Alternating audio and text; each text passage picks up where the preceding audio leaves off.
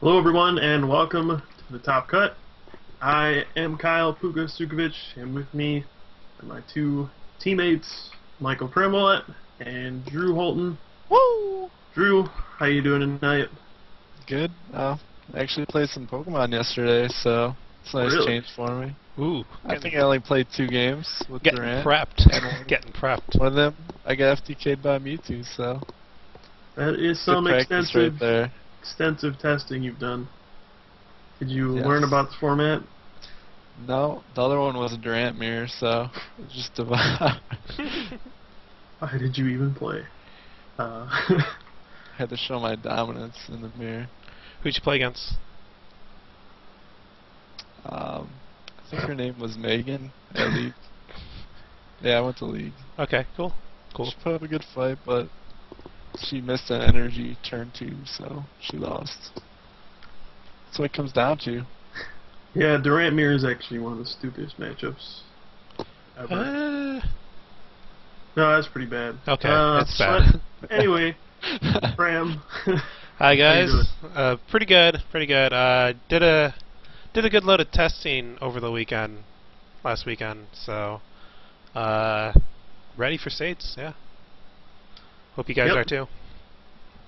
So states obviously will be the big theme of the show. We'll get to that a little later. But the first topic I want to bring up is a little strange, but you know it's kind of been a big topic. It's spread around the internet a little bit, so I figured I'd talk about it since it is part of Pokemon. So let me get the guy's name. His name is Ruben. Can't pronounce his last name. Starts with an L. It's a Spanish video game player. He actually won the UK Video Game Championship qualifier. Ended up getting disqualified recently for an incident where it says in his hotel room people claim that he was throwing poop in the hallway. And the cops had to be called, and they were removed from the hotel, and they had to leave. And then promptly, Play Pokemon decided to strip him of his title. The runner-up was given the victory, and yeah, here we are. So, Pokemon gets in the news for throwing poop. What do you guys think that does for the game? And what do you think about this whole situation in general? And we'll start with Drew. Well, it can't be good for the game. I mean, it's publicity, I guess, but no one wants to have poop throwing in the headlines, and I don't know why anyone would be possessed to throw poop at anyone. That's disgusting. I mean, you're not a monkey. Go to the zoo for that if you want a poop show, but I mean, I think Pokemon did the right thing here. You can't let the poop thrower keep his championship title. I mean, he won, but the consequences of your action, I guess. Yeah. What do you think? What do you think is going to happen if you get caught throwing poop around? Oh God. And Pram, what do you think? Well, first off, the first time I heard this, I was like, "You're kidding, right?" No way anyone actually like does this, right? And then I was sorely let down when I found out this was true. Yeah, I can't kind of believe people would do that. I mean, like, I can't even imagine how intoxicated these guys must have been to think this was a good idea. And I mean, I kind of get it. Well, not really get doing that, but I get like you're in that festive mood after you're just coming off a win, but wanting to. Oh, by the way, someone's echoing a little bit. Hello. Anyways, Uh, I lost my train of thought. Okay. Yeah, I don't know what. I kind of get it where you're in that festive mood. You just came off a win, but then like learn to keep it within limits, man. You just don't do that. It's definitely a huge PR hit because, like, at least for the video game, you know, when you hear, like, when someone sees this article, they see these articles and they're just like, what are these people doing at these events, right? Are they just, these people are crazy. So it's definitely not good. I mean, like, I've heard, like, any publicity is good publicity, but sometimes when it involves feces, maybe not so much. Yeah. So overall, yeah, I don't know what came over these people to do that. By the way, do we know what happens to second place's prizes? Because if second place gets first, then who gets second? No, they didn't just say. No, they just said the second place player would earn whatever the first place guy got. Okay. I mean, the first place guy got stripped of his title and everything like that. But yeah, I guess the one thing maybe positive I could see from it is people like read this article and they say, "Huh, Pokemon's still around. I remember that." So Yeah. maybe they get back into it. So maybe poop throwing has a lighter side, but I mean, don't like, know, man. I hope people just take it for what it is and just realize it's like in any kind of society that like this is under the 1% of society who does this type of thing. So hopefully people just take it for what it is and be like, hey, people are playing Pokemon. That's cool. Maybe I should, because everyone has it, right? Everyone owns like a copy. Maybe it's like, hey, I own a team. Maybe I'll go play. So hopefully people take that out of it. alright, so the last just part I want to cover on this was done away from the tournament. This was done in a hotel, wasn't related to Pokemon or the tournament at all. They found out this had happened, and they punished him for something that happened away from the tournament. Do you think they should be allowed to do that? They're saying that they hold their players to a higher standard, and that even though he was caught away from the tournament, just hearing that a player would do this was enough to strip him of his title. I mean, we've seen players get banned from Pokemon in the past for doing things away from the tournament. Do you think that Pokemon should be allowed to do this, and is it a good thing? Whoever wants to take it. Yeah, I'll take a stab at this one. I think it's a good thing as long as Pokemon never abuses it. Like, you can't have people doing these kind of things and representing your brand. Like, that's what they are. That's kind of what they are. They're representing a brand, and like they're the face of the video game championship in the UK. So yeah, I mean, when you have that face next to a thing of poo, it's not good. Yeah. So as long as they keep it within reason. Yeah. I mean, you're there representing Pokemon, and it's at the hotel for the event, right? He was there. I don't think so. I think it was away somewhere else. It's probably like within the area. It was during the event, right? Like it was right after, right? Yeah. Yeah. Yeah. So I mean, they're still there for the event, and I mean, you can't do that. It's not cool. Not cool. I mean, Definitely not cool. I suspect if this happened maybe a month later, no one would have even made the connection. And as long as no one made that connection, he probably would have kept his title. But because it was like right after the event, it's like, this is how you go celebrate. So. I don't think it would have been as bad if they didn't call the cops and have him thrown out. That's probably what got him in trouble. Yep. And let us never speak of this again. This was I was going to make a joke about... I'm not going to go there. Go ahead. We're just going to leave this in the past. And move on to state championships, which are this weekend. We are 2 days away. Whew. Seems like time flew by. New set is out. Mewtwo is here. What are you guys expecting? And what are your front runners for best deck at this point? We'll start with Pram.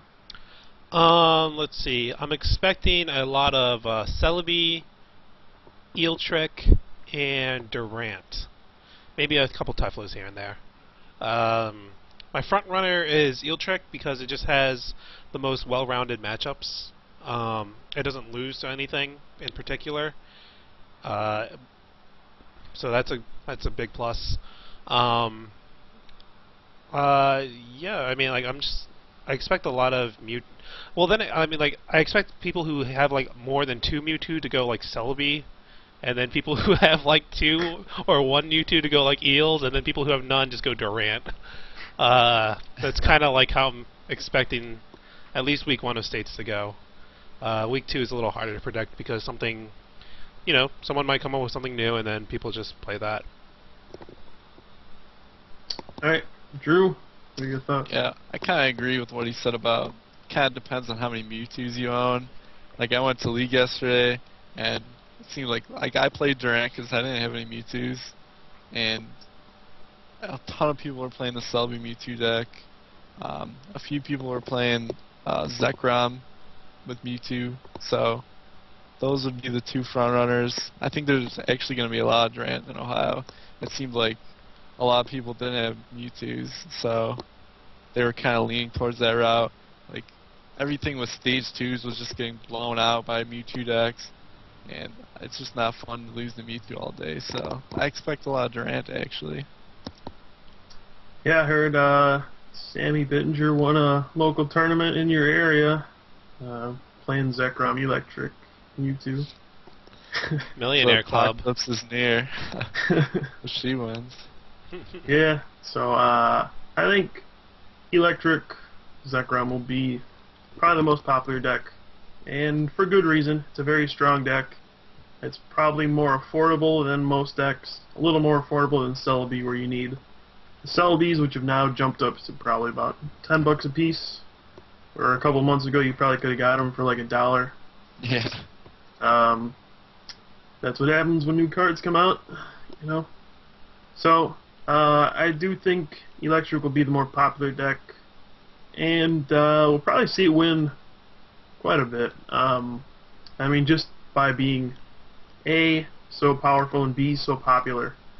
You're going to see that deck win a lot. But Celebi will be there, and Durant, obviously. So I guess those are the big 3 decks you got to worry about.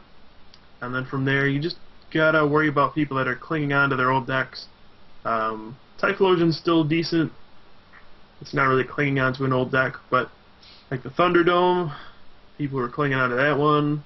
Chandelure, the Truth, still going to be people playing those decks.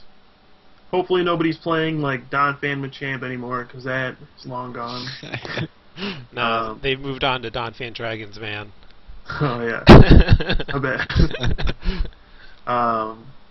But yeah, it seems pretty straightforward. I mean, I don't really see anybody coming up with a deck that really wows us. This is, we should have thought of that. These EXs are just too strong.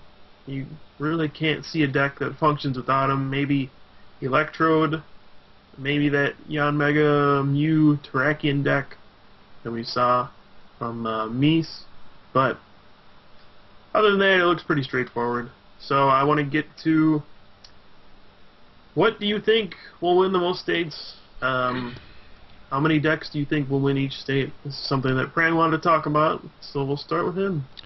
Yeah, let me just load up how many states we're having and count it real quick.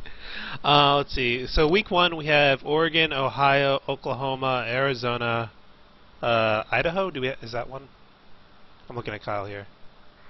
What's up? Idaho, Pennsylvania, Tennessee, Nebraska, North Carolina, Louisiana, Ontario. This list includes Canada too. Ontario, Virginia, Alberta. That's North America. So yeah, Georgia and Colorado. So let's see. 1, 2, 3, 4, 5, 6, 15 states. Congratulations. Yeah. Sure, why not? Got your crim math working over there? Did I just miscount one? I was just There are 15, yes. Okay. Stop laughing at me. I kind of think that maybe 8 to 9, let's just say 9 states will go to Zekrom, Eels. I think Celebi will probably be at maybe like 3.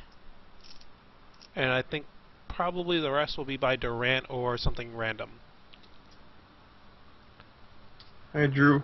15 states. Break it down. What wins? Alright, well, I think Zekrom has been like a huge majority winner all season long. So I'm gonna go with 8 Zekroms. So leave me with then I'll go with 5 Celebi, and it puts me at 12, right? Doing my crim math. And 1 Durant, 1 Thunderdome, and 1 Vileplume deck. Vileplume, not Typhlosion? I would have like put Typhlosion way before Vileplume. It's actually a pretty solid deck. Crazy's gotta win. Something's crazy gotta win. I can see maybe Typhlosion winning in Ohio if everyone's using Durant. If no one has Mewtwo's, man, if everyone just plays Durant, then the one guy just goes, I got this format. Well, Tom's coming down for it, so well, Tom's gonna play Typhlosion. It depends what. Tom doesn't know how to play anything else. Rainbow's going crazy over here.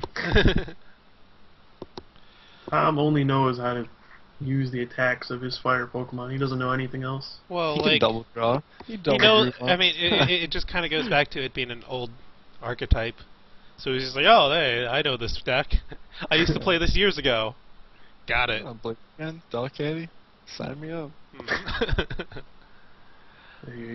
I guess for me, I think Selby will take probably about 6.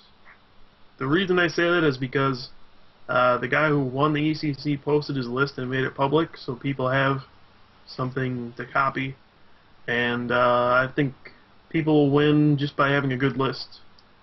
Whereas nobody's really posted tournament-proven Zekrom Electric deck anywhere, I don't think.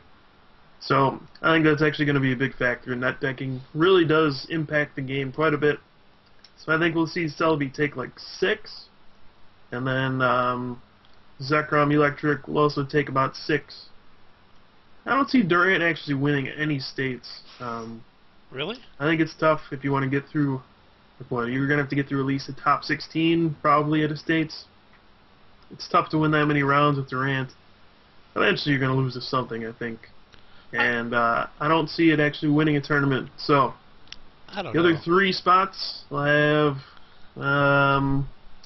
like a Typhlosion and then 2 Thunderdomes, because that deck is still going to be around for sure. Think about it this way, though.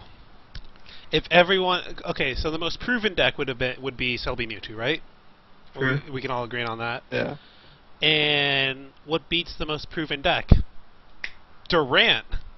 Like, hey man, that doesn't mean you can't just like lose to a turn 1 Tornadus.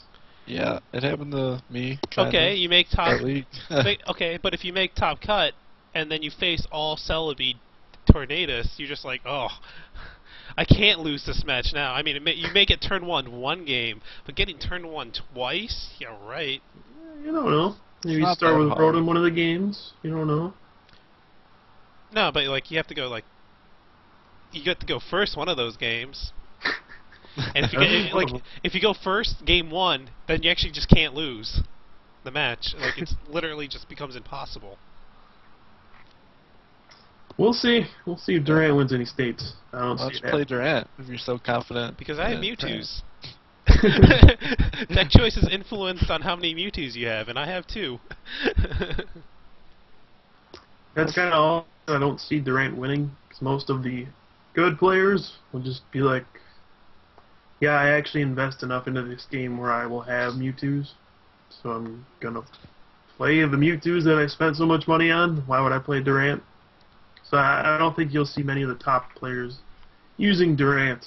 And as we know, if you don't play Durant perfectly, you're at a disadvantage. I don't know, man.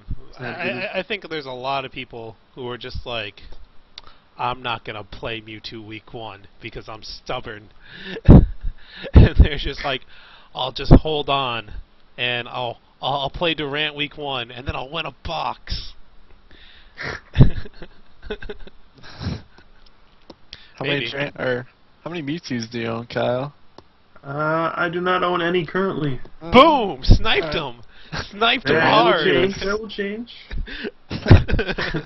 Or I will borrow some. Yeah, good luck on that, buddy. Must be nice. Yeah.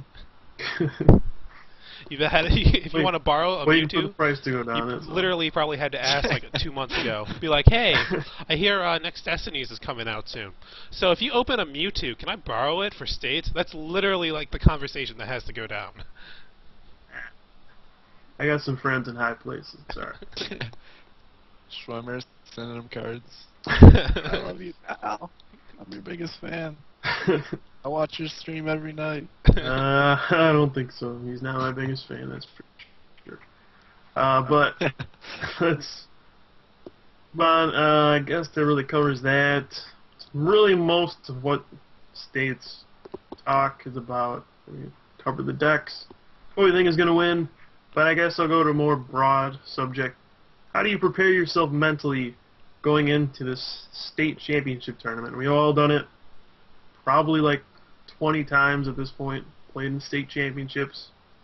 So what do you do personally to get ready for an event like this? You know, it's kind of a bigger event, not as small as a city, not as big as regionals or nationals, but still pretty important. So what method do you take to prepare? We'll start with Drew. Usually, not this year, 'cause I know not this year. Well, usually, I like to start like heavily testing, like the weekend before the states. Really try to narrow my choices down to where I just have like 2 going into the night before the tournament. Then you could kind of play a while the night before with some people. Hopefully, you'd ideally meet up with some people that are also playing at the states, and try to get a feel for which deck you think you want to run the next day. And then try to get a good night's sleep. It's going to be a long day if you win. I think states last like 12 hours, right? Maybe a little less. Yeah, something like usually that. goes to about midnight, yeah. Yeah. So try to get a good night's sleep. And once you get to the tournament area, try to have a couple cards in your deck that you can kind of flip around those spots, like for tech. So when you walk around the area, try to get a feel for what other people are playing. You can maybe make some adjustments. And other than that, I mean, just try to concentrate during your games, not make any stupid mistakes. Let your opponents make those for you and win out. Alright, so Drew's advice is win. Yeah. Pram, what about you?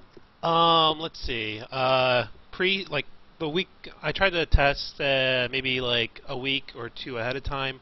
Not like all the way through. I'd just probably do it like 1 weekend here, 1 weekend there, and then states comes up. You know, I always tell myself I'm gonna sleep, right? But then that just never happens that much. It's like, oh, I'll sleep like 8 hours, yeah, and then like I get like 4 hours maybe, something like that. So, it happens to you too? Been there way too many times. Yeah. So, but once you're at the event, you can basically. Drew was saying to keep a couple tech slots with you at all times, just to like switch around, right? I actually dislike that because I get into this thing where I get really paranoid, and then I just start like changing everything. So I've basically told myself I'm going to hammer out a deck list before I get there. Even if I don't have the cards for it, I'm going to hammer out my ideal deck list. And I'm going to take into account if I see this and this card and just kind of like do a risk-reward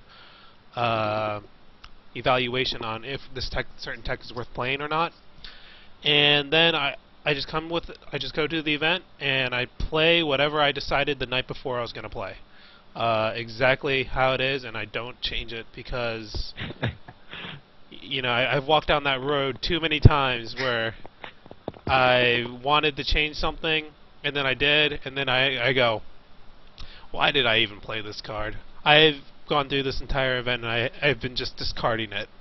Like, the entire time. I draw it, I just go, this was a dumb ad. And so, like, I mean, like, it may not have affected my outcome in terms of tournament performance, but every time you see it, you're just like, yeah, this specific situation that I prophesized happening never happened. Oh boy. So be a little wary about that. I also like to eat before tournaments too, because even if you don't feel like eating, I know that you can't go a tournament without eating. Like it just doesn't work. So even if I don't feel like eating, I'll at least try to eat something. Maybe if it's just something small and light, and yeah, just try to get sleep, but fail at it miserably. How about you, Kyle? I'm probably like the poster boy for what not to do before a tournament. Um, really, you should have all your testing done. You should figure out what you want to play, and then, get a good night's sleep the night before. You wake up, eat well, so you can have enough energy throughout the day. It's not how it works for me usually. I do my fair share of testing. I usually come into the last night before testing with like 3 or 4 decks I want to use, and then I'll play some games the night before, and I just kind of get a feel for, alright, this is what feels the best, this is what I'm going to play, and then is there anything I want to change with the list, and then I just think about it, what matchups do I expect to face, do I have enough supporters, is there something really big I'm missing that I'm going to look like an idiot if I come into the event tomorrow, like am I missing like junk arms for some reason, or Pokemon communication, not that anyone would forget those. But yeah, I usually, as a rule of thumb now, I decide on my deck list the night before. I do what Pram did, or what Pram does. I actually take it a step further and I just fill my deck list out the night before. That way I don't even have to think about it the next day, because you can fall into a trap where you change things and go overboard. Drew's way of doing it, that's perfectly fine. I mean, if you can control yourself and not just be like, guys playing Typhlosion over there, I should probably change my deck now. That's when things can get bad. Like if you see like one person, you freak out, that's when things go bad. So just keep in mind that your testing had a purpose, and use what you learn when you tested. That's the main thing. I mean, you shouldn't make just spontaneous reactions to things.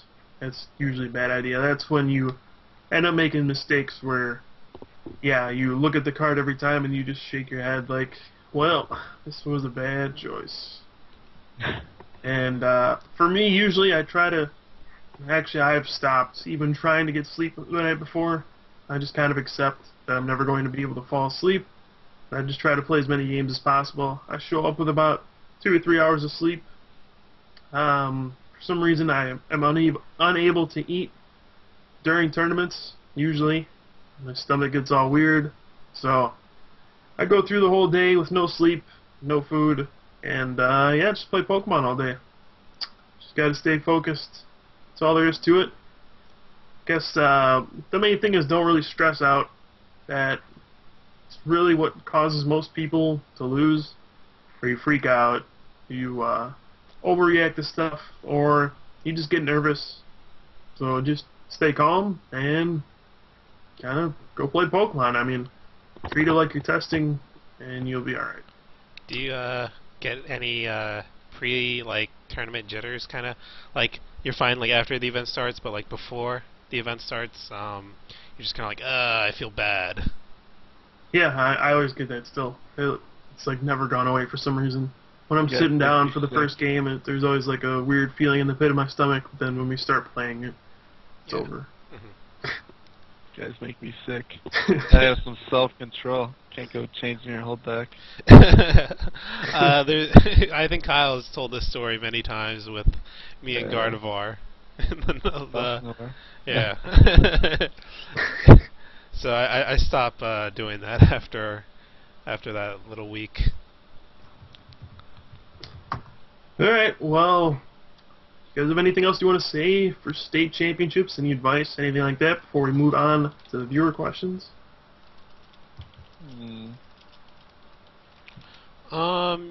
Yeah, just just do what's ever comfortable for you. Prep, try to get sleep. Find good playtesting partners. That one's huge, actually. If you're testing against people who are at least not on your level.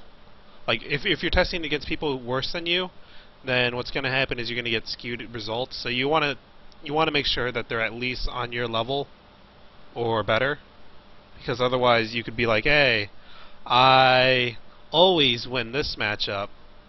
Like, say, hey, I'm going to pretend I'm like Krim right now. Hey, Typhlosion's like one of my front runners for this format. It's so good, right? And then you walk in and you just go, oh, this is actually quite terrible. How did I ever win? How was I winning this matchup? Just last week I went like 10-0, and now I'm like 0-5. What happened, right? And then you realize, oh, it must have been the people I'm playing against. So try to, even if you can't do it for week 1, try to do it for week 2 and 3. Cheers. Yeah, I think what Kyle said during his spiel, like, trust your testing. I mean, don't get to the tournament area and freak out like Kyle and Pram do. Just trust your testing, and if it was good testing, then you're going to be right, and just play the cards that you came to play. Woo! Yep.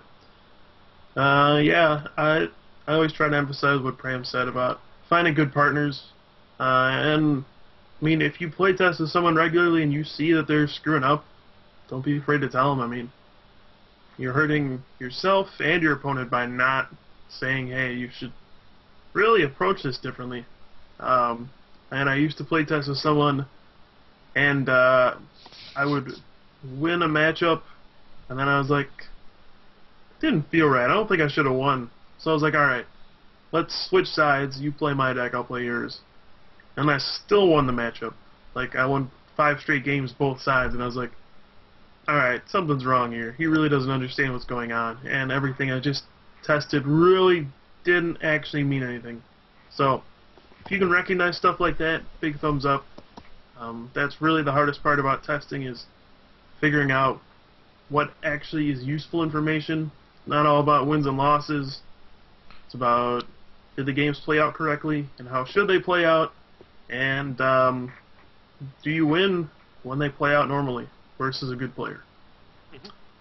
So, I think it's going to cover the real topics, and we're going to take a little break, and then when we come back, we will get to viewer questions. So, hang tight. We'll be back in a few minutes. Woo!